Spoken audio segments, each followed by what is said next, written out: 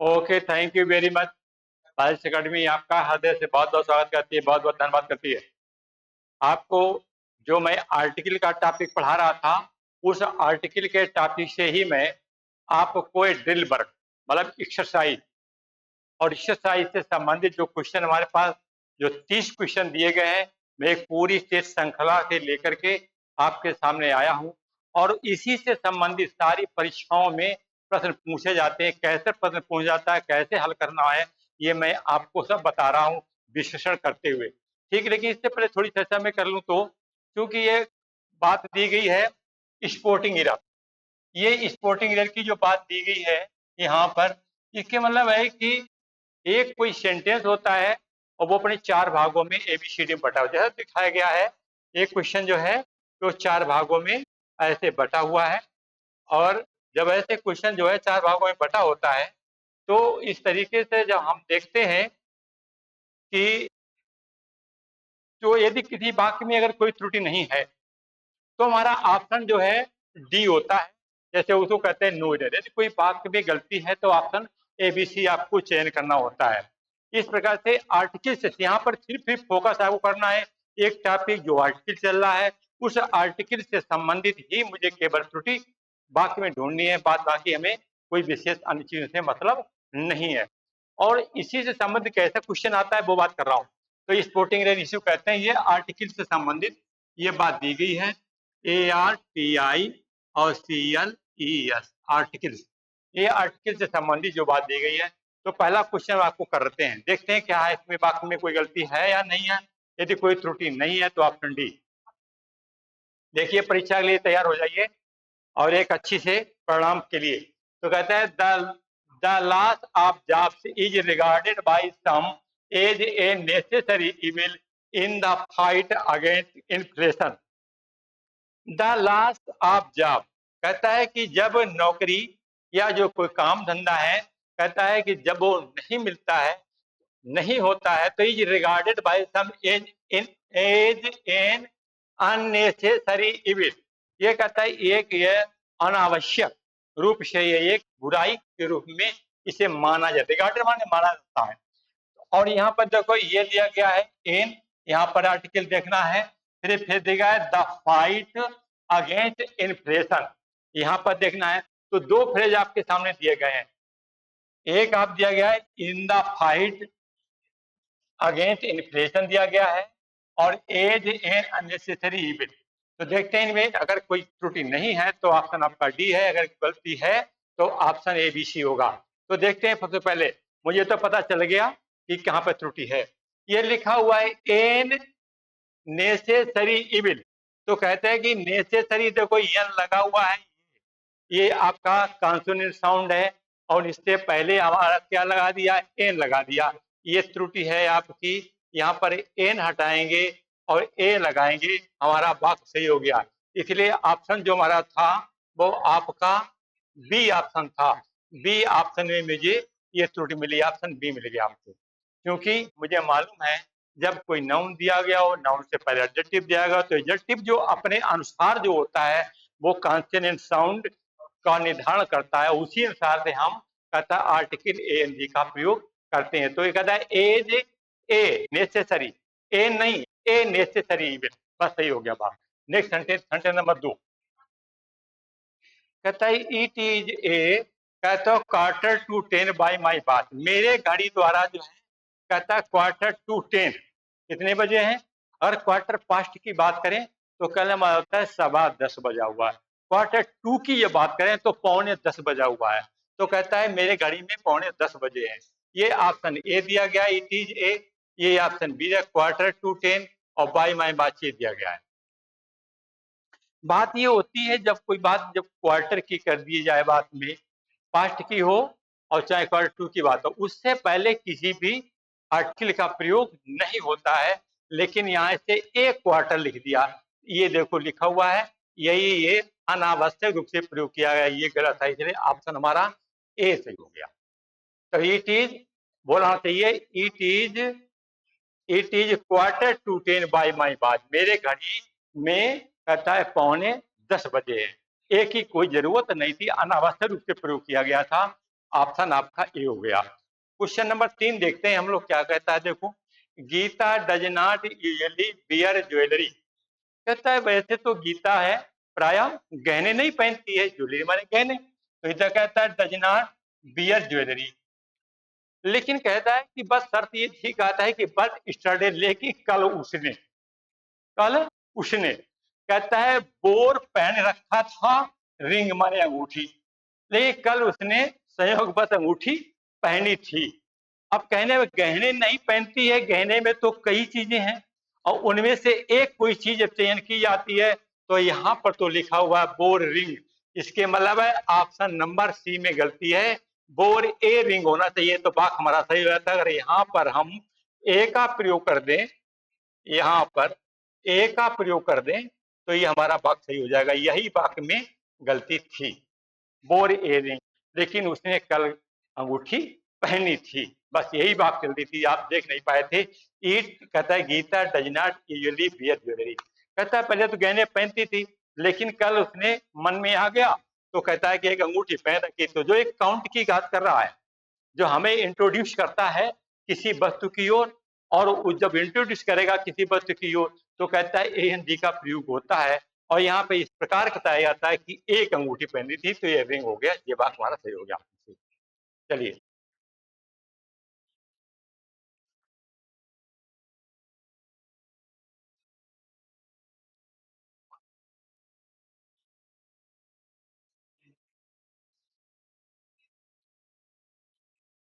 Question number 4 की ओर चलते हैं। देखिए और पता लगाइए।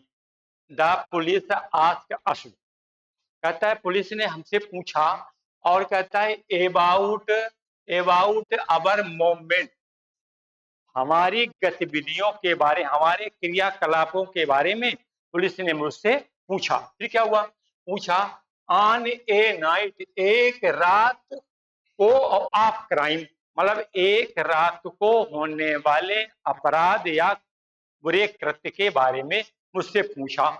ये कहता है कि आफ्टर डिनोर, तो जो को द पुलिस लिखाया, द फार्मर है, द पुलिस है, ऐसे जो तो एक सामान्य बात है, लिखा हुआ है। अच्छा, द इंस्पेक्टर होता, द इंस्पेक्टर होता, द प्रिंसिपल, तो ये मतलब यहाँ से दाते बिल्कुल सही चल रहा है। अबाउट अवर मेंबर बिल्कुल सही है, हमारी ये भी बात सही लिखी हुई है, तो ना तो ए में त्रुटि है ना बी में त्रुटि है। कहता ऑन ए नाइट ऑफ, एक रात को, मतलब एक रात को नहीं, रात को होने वाले कहता है कृत्यों के बारे में पुलिस ने हमसे पूछा था। तो कहने वाले रात, जब रात की बात आए, डे की बात आए, नून की बात आए, तो पहर में जो दिन होते हैं, पहर का जो समय होता है वो निश्चित होता है, और जब निश्चित समय होता है तो कहता है ऑन ए नाइट, और ये अनिश्चित आर्टिकल बढ़ा हुआ है, यही गलती है। तो यहाँ पर अगर हम आर्टिकल डी कर दें तो बात हमारा सही हो जाए, यही ऑप्शन आपका सी था। तो on the night of crime, रात को होने वाले अपराध के बारे में हमसे पूछा था। यही आपको नहीं जल्दी देख पा रहे थे। ये सब जब एनालाइज किया जाता है कोई भाग, तब आपको प्रकट हो जाता है कि क्या सही होगा क्या गलत होगा। भाग परीक्षाएं बिल्कुल ठीक ऐसे ही आता है, कोई घबराने की जरूर नहीं है। भाग जब आए तो आप ध्यान दो, सबसे पहले भाग को जब आप वेरीफाई करने के लिए जाएं, सही चीज का पता लगाने के लिए जाएं, तो 4 चीजें मैंने पहले बताई थी, उसे बहुत पहले ध्यान होता है। पहले आर्टिकल पे जाएं, आर्टिकल के साथ में जब कोई वाक्य में नाउन हो, नाउन पर ध्यान जाए, और वर्ब जाए, प्रीपोजिशन, 4 चीजों पर ध्यान दे देते हैं तो 80 से 90% तक आप वाक्य के तह तक पहुंच जाते हैं। चलिए अगला वाक्य क्या कहता है, 5वां वाक्य ये देखो। In in science the credit goes to man, in science कहता है वैज्ञानिक के जगत में, कहता है ये श्रेय मनुष्य को जाता है। मतलब ये modern age is the age of science, कहता है आधुनिक युग जो है वो विज्ञान का युग है, तो विज्ञान के युग में श्रेय किसको जाता है, मनुष्य को जाता है। तो ये तो कोई साइंस लिखा हुआ है, बिल्कुल सही लिखा हुआ है, चल रहा है, क्योंकि सब्जेक्ट के पहले कभी भी कोई आर्टिकल का प्रयोग नहीं होता है, चाहे फिजिक्स हो, चाहे केमिस्ट्री हो, चाहे साइंस लिखा हुआ है, चाहे सिविक्स हो, कोई भी सब्जेक्ट। तो क्योंकि सब्जेक्ट जो होते हैं मेरे एब्स्ट्रैक्ट नाउन होते हैं, और एब्स्ट्रैक्ट नाउन के पहले आर्टिकल डी का प्रयोग नहीं होता, ये बहुत ध्यान करने वाली बड़ी बात है। चलिए मैंने सांस लिया, चलते। तो कहता है in science the credit goes to a man, इंसान को जाता है, गोज टू ए मैन, वही हो सकता है, सही है। कहता है हु कन्विंस द वर्ल्ड, कहता है जिसने संसार पर विजय प्राप्त की, कहता है not to man to whom the idea first occurs, not to whom, ऐसा कौन व्यक्ति है जिसके दिमाग में पहला विचार आया था। अब देखते हैं, गोज टू ए मैन, कहता who convince the word, the word लिखा जाता है, ये बात बिल्कुल सही लिखी है, द वर्ड लिखेंगे, द यूनिवर्स लिखेंगे, ये बात बिल्कुल सही है। नॉट टू दी मैन, कहता है to whom the idea first आकर, जिसके दिमाग में एक विचार आया, कहता है man to whom an idea first occurs, एक विचार सबसे पहले जिस दिमाग में आया, द आइडिया नहीं, एक अनिश्चित बात है, तो द मैन, ये तो बहुत सही लिखा है, क्योंकि ए मैन हमने कहा था पहले पीछे बताए थे, ए मैन का प्रयोग हमने यहाँ पे इसलिए किया गया कि मनुष्य का मुझे क्या कराना है, परिचय। जब कहता है कि जब कोई प्रथम कोई नाउन दे दिया जाए वाक्य में और उसका परिचय कराने के लिए दिया जाए, तो कहता है कि ए एन का प्रयोग होता है, लेकिन जब उसका हमें क्या करना हो, डिस्क्रिप्शन करना हो, उसका वर्णन करना हो, तो हम उसमें क्या करते हैं, उसके पहले दी लगा देते हैं, और ऐसा होके आया है। देखो दावर दा यहाँ पर भी बिल्कुल मामला सही चल रहा है। मैं to whom the idea first came, आदमी जिसके दिमाग में एक विचार आया, तो दी यहाँ से हटेगा, यहाँ से और एन लग जाएगा, यहाँ पर ये बात सही हो जाएगा अपने आप। ठीक है, तो ऑप्शन नंबर आपका सी, ऑप्शन नंबर सी में गलती थी, इसीलिए home N idea first come, जिसके दिमाग में विचार आया, बस सही हो गया। क्वेश्चन नंबर 6 देखें, क्वेश्चन नंबर 6 कह रहा है कि it is only after the match is over, ये प्राय लोगों के दिमाग में तब आता है जब मैच खत्म हो जाता है, समाप्त हो जाता है। इट इज ओनली आफ्टर, ये लोगों के दिमाग में तब आता है और कहता है कब, द मैच इज ओवर, जब मैच समाप्त हो जाता है। कहता है दैट के पीपल रियलाइज, और तब कहता है लोग महसूस करते हैं, क्या महसूस करते हैं, कहता है हाउ एक्साइटिंग इट इज, कहता है मैच कितना रोचक है, तब महसूस करते हैं। तो यहां पर देखो it is only after the match is over, तो सबसे पहले ही से उसने निश्चित कर दिया, कहता है कोई मैच हो, कहता है जब कोई मैच होता है और जब समाप्त हो जाता है तब लोग महसूस करते हैं कि ये मैच कितना रोचक था, कितना आनंददायक था। तो मैच, कोई मैच हो तो पहले निश्चित करके चला, तो इसके मतलब भाई आर्टिकल जो दी यहाँ पर गलत है और यहाँ पर ए लगा दिया या बात सही होगा, इसलिए ऑप्शन हमारा बी गलत था, यहाँ पर ये देखो मुझे मिल गया। It is only after a match is over, people realize, आगे से लिखा है दैट पीपल रियलाइज, तो ऑप्शन आपको ये बी मिल गया, डी हटा करके ए लगा देंगे। यहाँ एक अनिश्चित बात की जा रही है, किसी मैच के बारे में कोई निश्चित मैच नहीं है। क्वेश्चन नंबर 7 पढ़ते हैं, देखो आप द टू सिस्टर, कहता है दो भाइयों में, दो बहनों में, दो मित्रों में, जब ऐसे कोई कंपेरेटिव मैच कहता है कि दो की बात की जाए या समूह में चार की बात की जाए, दो या चार की, और फिर उनमें से चयन किया जाए कि फला व्यक्ति जो है अच्छा है, तो ध्यान रखना है कंपेरेटिव डिग्री में भी उससे पहले आर्टिकल का प्रयोग होता है। जैसे कह देंगे आप the two brothers, the first is the stronger, पहला वाला जो है वो शक्तिशाली है, तो जो स्ट्रांग का सेकंड फॉर्म जो है का बना हुआ स्ट्रांगर, उससे पहले जी का प्रयोग होगा। जब दो में कोई बात, दो के समूह की बात की जाए और वहां कंपेरिजन किया जाए, तो कंपेरेटिव वर्ड से पहले आर्टिकल के वहां पर आर्टिकल दी का प्रयोग होता है। देखो is better, she is better, देखो बेटर तो यहाँ लिखा हुआ है, यहाँ पर दी का प्रयोग होना चाहिए था और बाक आपका सही हो जाता है। ये ऑप्शन नंबर सी में गलती थी, ये सी में इज बेटर, ये बात ध्यान रखने वाली बात है, बहुत बढ़िया बात है, बहुत छोटा सा बात है, लेकिन कहता है ये बात तो छोटी है लेकिन है बड़े कमाल की, तो बड़ा कमाल की है।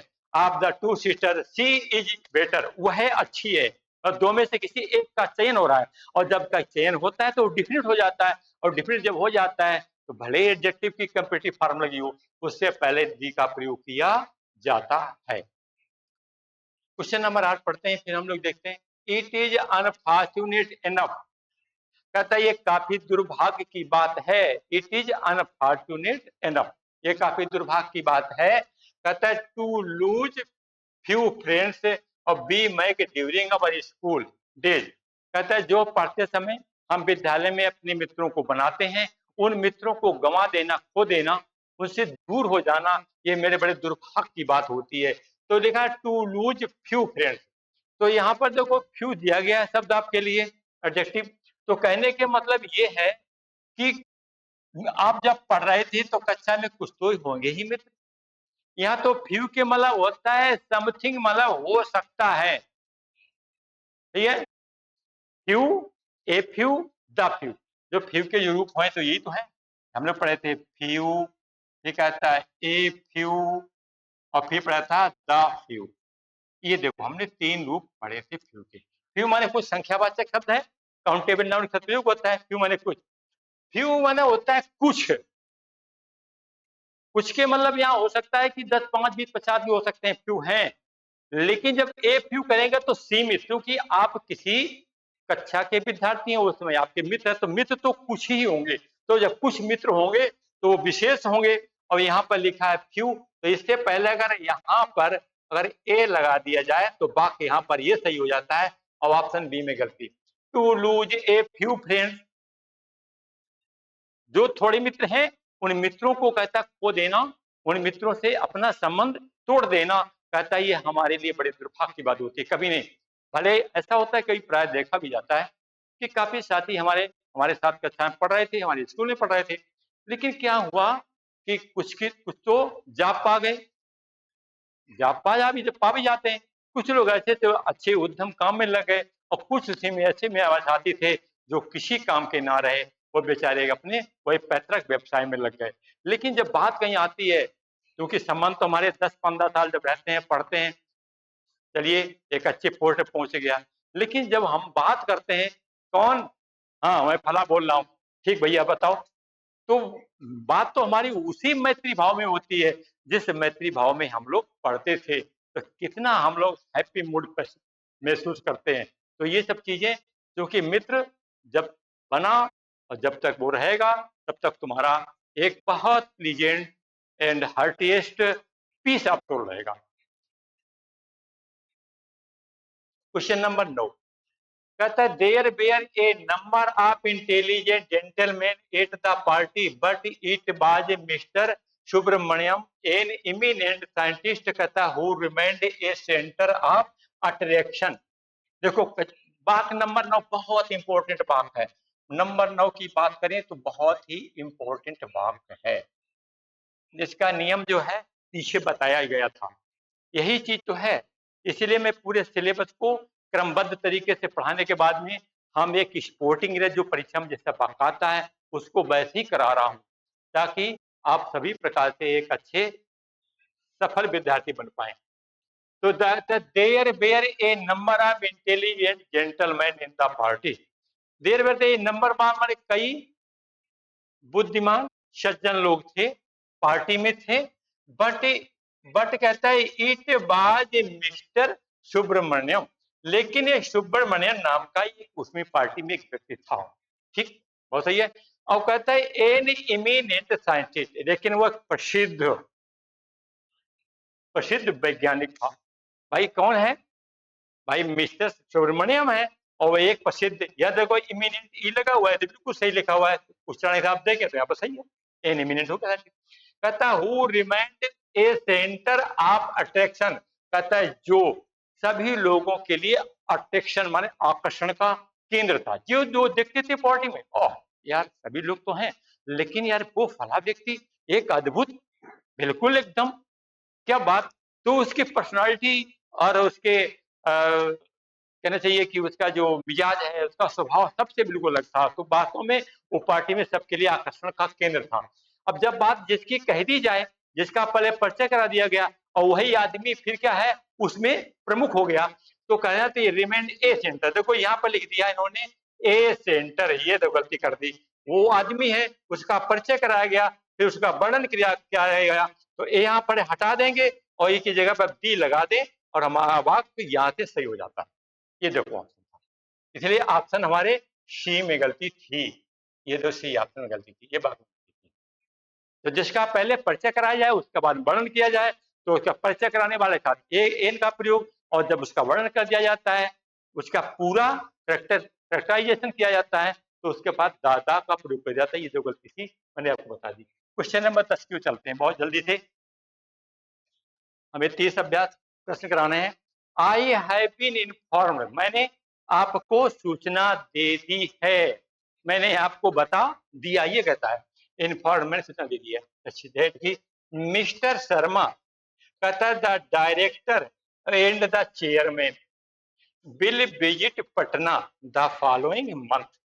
कहता है कि आई हैव बीन इन्फॉर्म, मुझे सूचना दे दी गई है, मुझे सूचना मिल गई है कि मिस्टर शर्मा नाम के एक जो व्यक्ति हैं, कहता है वो डायरेक्टर भी हैं और डायरेक्टर साथ साथ में चेयरमैन अध्यक्ष भी हैं। कहता है will visit Patna the following month, अगले महीने पटना के लिए प्रस्थान करेंगे, दौरा करेंगे। चलिए ठीक। मिस्टर शर्मा एक है।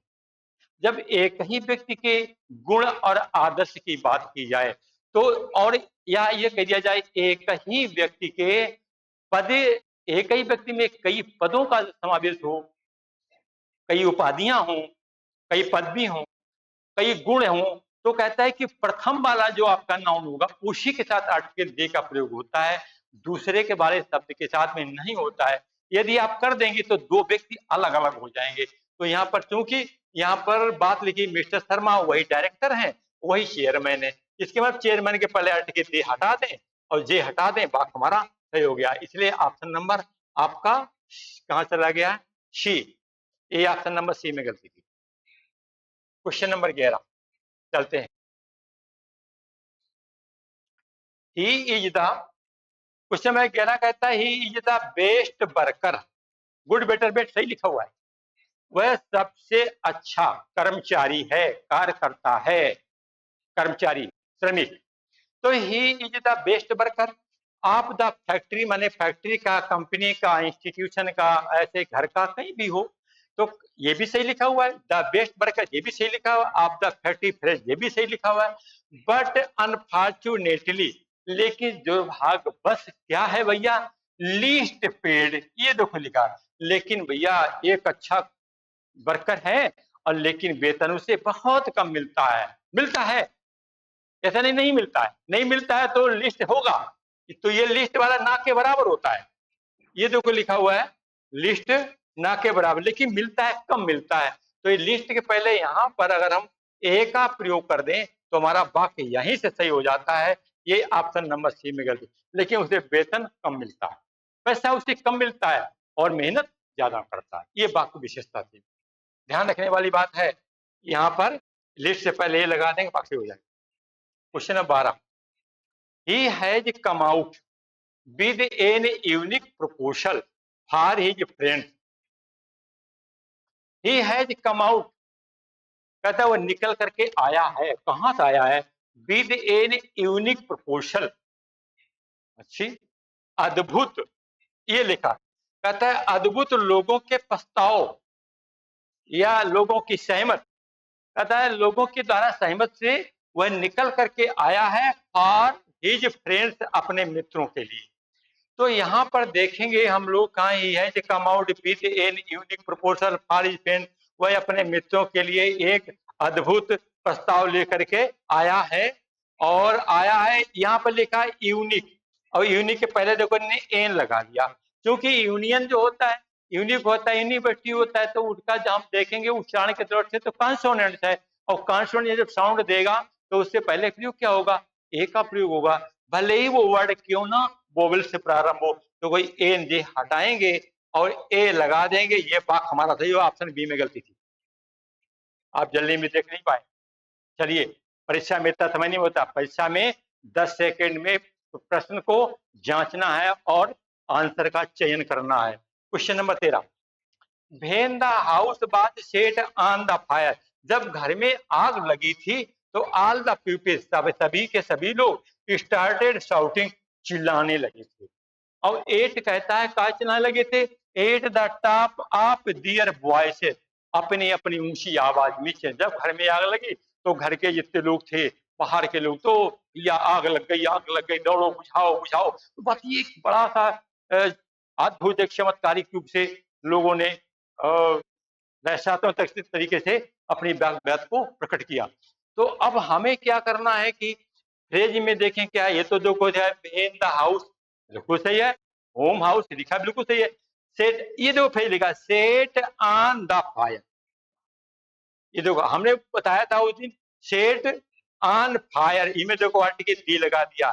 फ्रेज पीछे वाले बताए गए काफी फ्रेज ऐसे थे जिनके साथ आर्टिकल डी का प्रयोग नहीं होता है, आर्टिकल ए का प्रयोग नहीं होता है। यहाँ पर सेट फायर जैसे घर में आग लगी, लोग जोर जोर से चिल्लाने लगे, बस ये डी हटा देंगे आप सही हो जाएगा, ऑप्शन बी में गलती।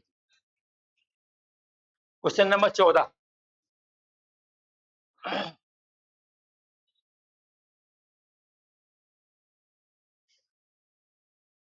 क्वेश्चन नंबर 14 चलते हैं।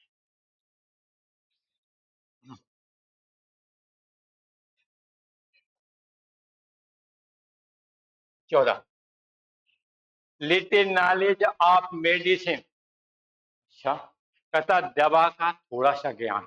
कोई व्यक्ति था और उसे थोड़ी बहुत अपनी वैद्य की दवाई का ज्ञान था, तो कहता है लिटिल नॉलेज ऑफ मेडिसिन। वैसे तो एक आपने सेइंग पढ़ी हुई कहावत पढ़ी होती है, लिटिल नॉलेज और डेंजरस थिंग, मतलब अल्प ज्ञान खतरे की जान, ये बात पढ़ी थी। लेकिन वहां से बात ये कि भिन्न है, लेकिन ज्ञान भले ही थोड़ा हो, लेकिन अगर वो कहीं से आपके उपयोग में आ जाता है तो फिर कहता है कि उससे पहले भी आर्टिकल एन निर्धारित हो जाता है, ध्यान रखने वाली बात है। तो कहता है लिटिल नॉलेज ऑफ मेडिसिन, कहता है कि दवाई का औषधि का थोड़ा सा ज्ञान, दैट ही पोसेस, जो उसने प्राप्त किया था, जो उसके पास था, दैट ही पोसेस, औषधि का जो उसके पास ज्ञान था, जो हासिल किया था, कहता है proved to be a blessing, अच्छा लाभकारी, ब्लेसिंग माने आशीर्वाद भी होता है, लाभकारी भी होता है, हितकारी होता है, सब ब्लेसिंग करते हैं।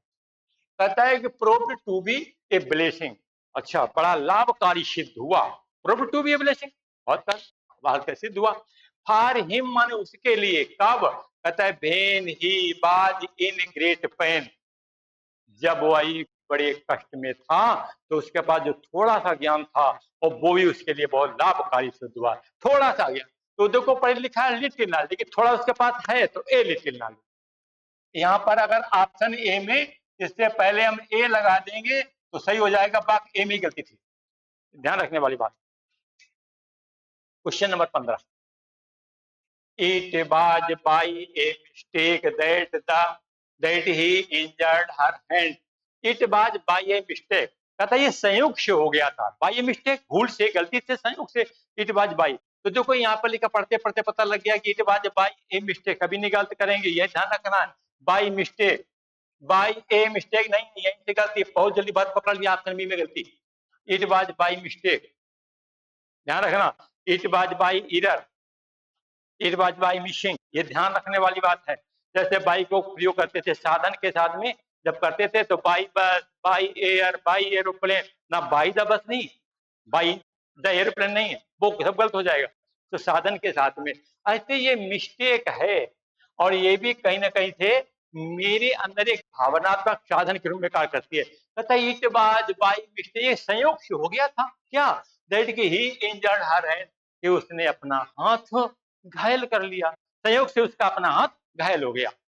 चलिए, तो बात पकड़ गया, गलती हो गई। क्वेश्चन नंबर 16 में चलते हैं। These orders of the manager, कहता है मैनेजर के ये आदेश, मैनेजर इसी कंपनी का, तो कहता है मैनेजर के ये भैया आदेश हैं और इन सभी को पालन करना है, वो बात कर रहा है। तो these orders of the manager, कहता है मे put the leaves of the 2000 workers in A danger, तो कहता है कि पुट द लिव्स, कहता है इनके जीवन को खतरे में डालना, पुट द लिव्स माने खतरे में डालना होता है, जीवन को खतरे में, मुसीबत में, जो भी अर्थ अच्छा लगे। कहता है मैनेजर का ये आदेश है, कहता है 2000 लोगों के जीवन को मुश्किल में, खतरे में डाल सकता है। देखते हैं कहाँ पे, तो these orders of the manager बिल्कुल सही लिखा है, मे put the lips of the 2000 workers in danger. अभी ऐसे देखिए एक मिस्टेक लिखा हुआ था, इन डेंजर, बस खत्म, एक खतरा नहीं, कोई भी खतरा, खतरा की गिनती नहीं होती, इन डेंजर खतरे में डाल सकता है, यही ऑप्शन था। ऑप्शन नंबर सी कहाँ पे दिया गया है, ऑप्शन नंबर सी में गलती थी, और ऑप्शन ए हटा देंगे, मेरा वाक्य सही हो जाएगा। 17 नंबर। 17 नंबर क्वेश्चन कहता है कि आई इंस्पायर्ड हिम, कहता है मुझे उसने प्रेरणा दी थी, I inspired him to take the heart in all adverse situation and deserve to be called a real hero. तो कहता है कि आई इंस्पायर्ड हिम, उसने मुझे प्रेरणा दी थी। हाँ, क्या प्रेरणा दी थी? क्या भैया कह रहा है कि टू टेक हर्ट, आशावादी बनो, to take heart. To take heart माने आता, यहाँ फ्रेज में लिखा टू टेक हर्ट मैंने पीछे वाले फ्रेज में पढ़ाया था, और यहाँ पर दा लगा दिया, देखो यहीं पे गलती मिल गई, जी हटा देंगे, बात कहीं सही हो जाएगा, बाकी नंबर बी में यही से पढ़ता है। कहता है मेरे किसी व्यक्ति ने मुझे प्रेरणा दी थी कि आशा बनाए रखना, हिम्मत मत तोड़ना, टू टेक हर्ट माने हिम्मत रखना, आशा रखना, आशा रखो, इन ऑल एडवर्स सिचुएशन, सभी बुरी परिस्थितियों में अपने अंदर हौसला मत खोइए। तो टू टेक हर्ट मासा हौसला ना खोना, मतलब आशा बनाए रखना, दोनों बातें कही हैं। And deserve to be called a real hero, और तुम फिर एक दिन कहता असली हीरो बन जाओ, deserve to be a real hero, बस भागे सही लिखा हुआ है, कोई गलती नहीं था, ऑप्शन ये मिल गया आपको। फ्रेज आप पहचान लें, अक्सर कर जितने फ्रेज दिए गए हैं आर्टिकल वाले, मैंने जो टॉपिक पढ़ाया है उसमें बहुत से फ्रेज के विषय मैंने बताया, वो फ्रेज नोट कर लो, कौन से फ्रेज बिना आर्टिकल के हैं और कौन सा फ्रेज आर्टिकल वाला है, बस पकड़ आपको मजबूत हो गई। 18 the most happy marriage would be A union of deaf man and a blind women. The most happy मेरिया, कहता है सबसे सुखदायक शादी तो वो शादी होती है, कहता है कौन सी, कहता है जिसमें कहता है एक बहरा और एक अंधा, और दोनों लोग आपस में अपने जीवन का संयोग करते हैं। अच्छी ये बात कही आ रही है, the most happy marriage would be, जो बात सही लिख के आ रही है, ऑप्शन ए भी सही, बी भी सही है, A union of deep man and A women, ये बात दी गई है।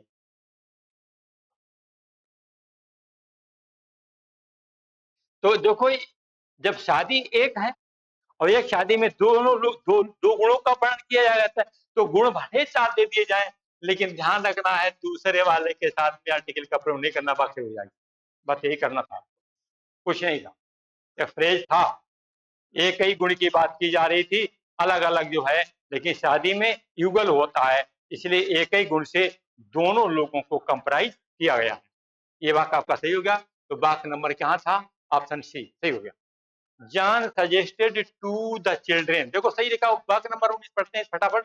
जॉन ने कहता है बच्चों को, अपने गांव के बच्चों को सुझाव दिया था।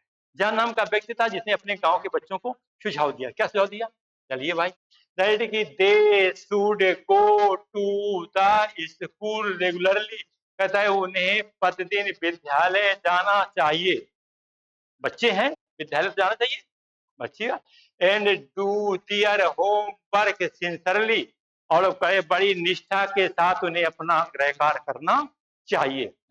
ठीक, अब देखते हैं पकड़ में क्या पा रहा है मेरे पास, तो सजेटेड टू द चिल्ड्रेन, बिल्कुल सही बात है, सुझाव दे दिया गया है, बाकी यहाँ तो आर्टिकल बिल्कुल सही लिखा है, दे शुड, उन्हें जाना चाहिए, गो टू द स्कूल, देखो दी यहाँ पर लग दिया, फालतू लगा दिया, जब कहीं उद्देश्य, जब उद्देश्य कोई पॉजिटिव होता है तो उस उद्देश्य पॉजिटिव होने पर हमें ध्यान रखना है कि जब उद्देश्य पॉजिटिव हो और जिसके लिए उसका मकसद हल होता हो, तो उससे पहले हम आर्टिकल डी का प्रयोग नहीं, जैसे चर्च काहे के लिए है, टेम्पल काहे के लिए है, मार्केट काहे के लिए है, पार्लियामेंट काहे के लिए है, स्कूल काहे के लिए है, हॉस्पिटल काहे के लिए बनाए गए, तो कहने को hospital for patient, hospital for patient, तो पेशेंट वहां जाएगा ना, तो कोड फॉर क्रिमिनल, ऐसे स्कूल फॉर स्टूडेंट, तो यहाँ पर उनका उद्देश्य निश्चित जब हो जाता है तो उससे पहले आर्टिकल डी का प्रयोग नहीं होता है, इसलिए लग जाएगा,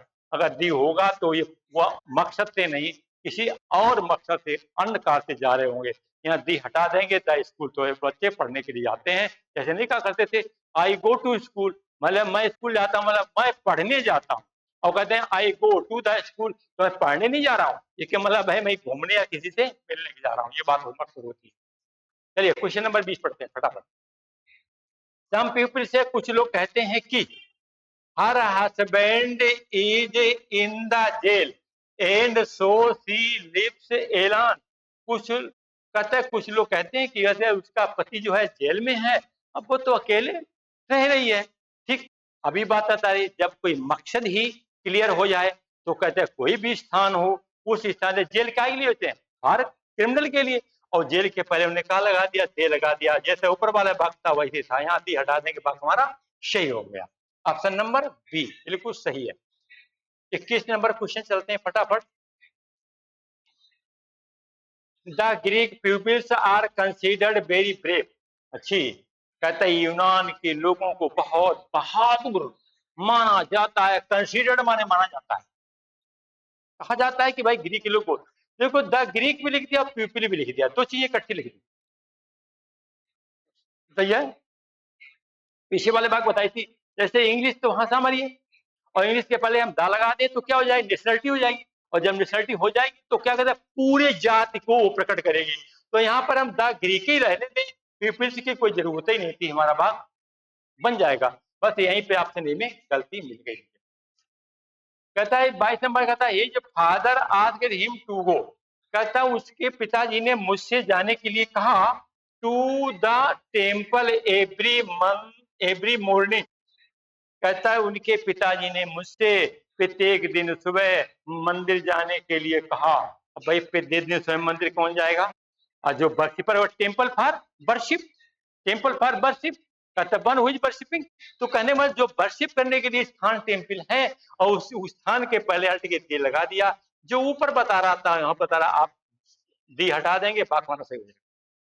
question number 23, there was little milk, अरे भैया लिटिल लिखा है यहाँ, मिल्क यहाँ लिखो, इन द रेफ्रिजरेटर, बहुत बढ़िया है, एंड शी गेव इट और टू हर क्राइंग सन, कहता है कि भैया रेफ्रिजरेटर में थोड़ा सा दूध था, अरे था थोड़ा तो था, तो यहाँ पर लिटिल तो बिल्कुल हो जाएगा, ना के बराबर हो जाएगा भैया, यहाँ पर देर बाद ए लिटिल, यहाँ पर ए लगा दोगे, बात हमारा सही, ऑप्शन ए में गलती, देर बाद थोड़ा सा मिल्क था भैया, हाँ जार में, रेफ्रिजरेटर में, हाँ थोड़ा सा दूध था, और जो मैंने एक रोता था बच्चा उसको दे दिया, बहुत सही। Question number 24, he leads a very luxurious life, अच्छा बड़े भाई आनंददायक जीवन जी रहा है, luxurious life, he leads a very luxurious life, विलासता का जीवन वो लग्जरियस लाइफ होता है, spend more money of our delight, तो कहता है कि ही कहता है he lives a very luxurious life, so he goes to every part of India by a car, इसलिए वह भारत के प्रत्येक शहर में घूमने के लिए, मौज मस्ती बनाने के लिए जाता है। तो अभी एक बात साधन की आई, देखो लिखा हुआ है बाई ए कार, देखो पकड़ करके बात पा गया, तो हमने कहा था साधन से जबकि यात्रा की जाती है उससे पहले कोई आर्टिकल नहीं प्रयोग होता, एक कार लगा दिया, ऑप्शन सी में गलती थी, आपने सी पकड़ लिया, बहुत बढ़िया। क्वेश्चन नंबर 25, और मैं आगे बढ़ रहा हूं, इस सीरीज में 30 क्वेश्चन है, और मैं पूरे 30 क्वेश्चन आपको करा दूंगा। चलिए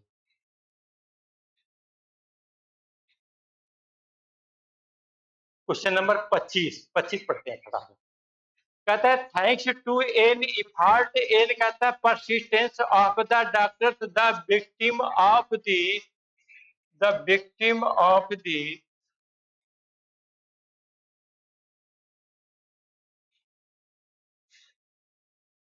ये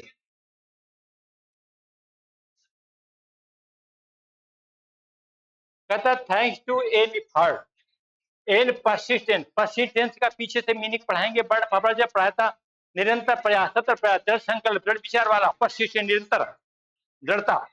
तो कहता है कि थैंक्स टू एन एफर्ट, प्रयास जो आपने किया, कहता उसके लिए बहुत बहुत धन्यवाद, और and persistence of the doctors, और डॉक्टर के कहता लगातार या निरंतर प्रयास जो दृढ़ता के साथ किया गया उसके लिए बहुत बहुत धन्यवाद।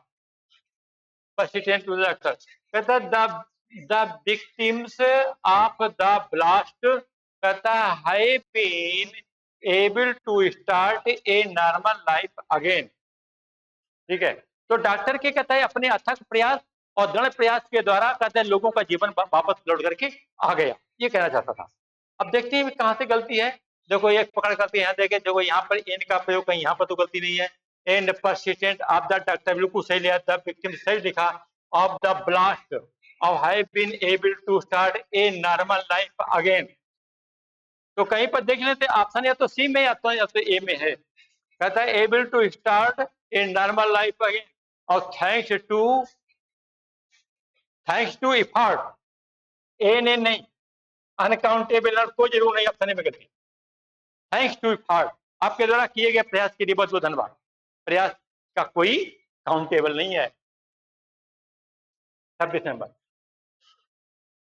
26 नंबर क्या कहता है देखो फटाफट। 27 नंबर क्या कहता है, terrorist organisation kill innocent people to spread a violence. कहता है आतंकवादियों के संगठन ने, टेररिस्ट ऑर्गेनाइजेशन मतलब आतंकी संगठनों ने क्या किया, किल इनोसेंट पीपल। कहता है आतंकी संगठन जो होते हैं निर्दोषी लोगों को मार डालते हैं। तो कहता है किल इनोसेंट पीपल और टू स्प्रेड ए वायोलेंस, हिंसा भड़काने के लिए। तो यहां पर बात दी गई है, तो हिंसा एक नहीं, टू स्प्रेड द वायोलेंस, ए हटा दोगे और दी लगा दोगे, बात आपका सही हो गया।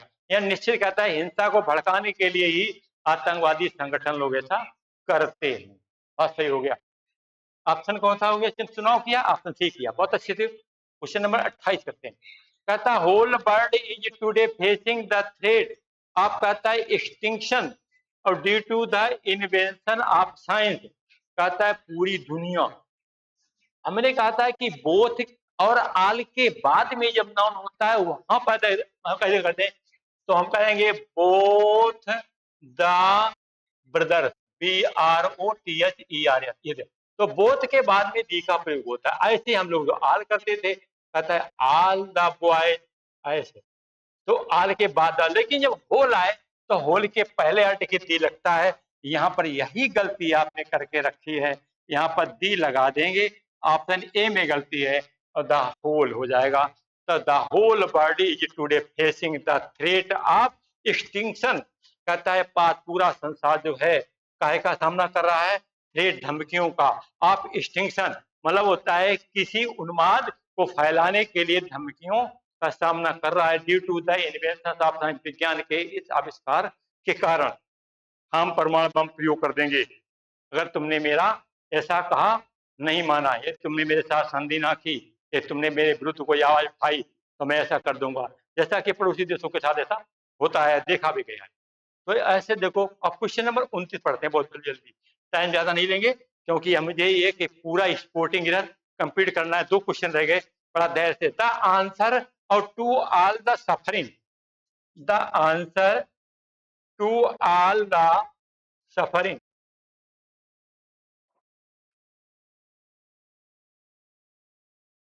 हाँ, द आंसर और to all the suffering of the human being lies in the science. कहता है सभी प्रकार की मुसीबतों या दिक्कतों का जो जवाब है, आंसर मान जवाब उत्तर, और कहता है ह्यूमन बीइंग मान उसके लाइज इन साइंस, विज्ञान में निहित है। तो देखो the answer to all the sufferings of human being lies in the science, देखो विज्ञान के पहले आर्टिकल दी लगा दिया, यहाँ पर गलती हो गई, ऑप्शन सी सही हो गया। फिर कहता द पुलिस शुड एक्सरसाइज और there authority with little bit of sensibility. कहता है पुलिस को कहता है अपना ये एक्सरसाइज, कहता है सही शक्ति का प्रयोग करना चाहिए, अथॉरिटी सही शक्ति का प्रयोग करना चाहिए, with little bit of sensibility, थोड़ी सी समझदारी के साथ, थोड़ी समझदारी, तो लिटिल रह जाएगा, खत्म हो जाएगा भैया, आंसर खत्म हो जा रहा है, विद ए लिटिल लगा देंगे, वाक्य बिल्कुल सही हो जाएगा, ऑप्शन आपका बी। ये मैंने आपको 30 क्वेश्चन जो थे स्पोर्टिंग ईयर के आर्टिकल संबंधी जो परीक्षा के बहुत नजदीक थे, बच्चा से मिलते जुलते थे, मैंने आपको कराए और इन्हें विधिवत पढ़े। एक बार वीडियो समझ नहीं आता, दूसरी बार अगर वीडियो को 2 बार पढ़ लेते हो तो आपको ज्यादा नोट करने की जरूरत नहीं पड़ती है। नेक्स्ट टॉपिक में अगले वीडियो में फिर मिलेंगे। आपकी आर्टिकल के बाद दूसरा टॉपिक होगा, पूरा सिलेबस करने के बाद में हम तब तक आपके साथ जुड़े रहेंगे जब तक आपको अच्छी तैयारी नहीं कर। Thank you very much. Share करना, सब्सक्राइब करना ना भूलें। फिर मिलेंगे।